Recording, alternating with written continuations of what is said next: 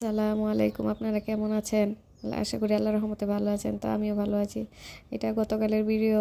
তো কালকে একটু ঘুমাই গেছিলাম, তো দেরি হয়ে গেছে। তাড়াতাড়ি তাড়াহুড়া করে যতটুকু পারছি আয়োজন করছি। তো আগের মতো আর তেমন লাগে না। আগে কত রোজা আসতেছে, কত যাইতেছে। আমরা ছোটবেলা কত একটা আনন্দ করতাম, রোজা আসবো কি, কত কয়টা রোজা হইলো, তারপরে ঈদের কতদিন বাকি আছে, এরকম করতাম।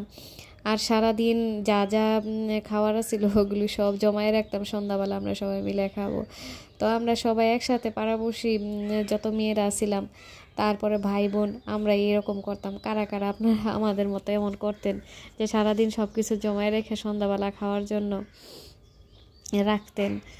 তো আমাদের ওই দিনগুলি খুব খুব মিস করি।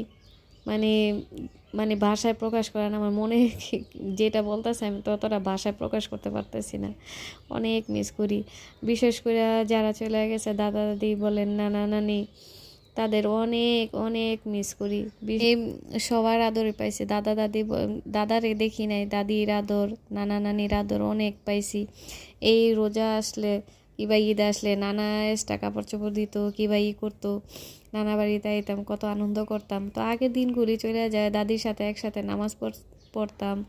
তারপরে কত কিছু যে করতাম, অনেক কিছু মনে হয়, অনুভূতির কাজ করে। তো কিছু করার নেই, আল্লাহ তাদের জান্নাত নসিব করুক। তো ছোটবেলার এই মধুর স্মৃতিগুলো ভুলার মতো না। কার কার মনে পড়ে জানায়েন।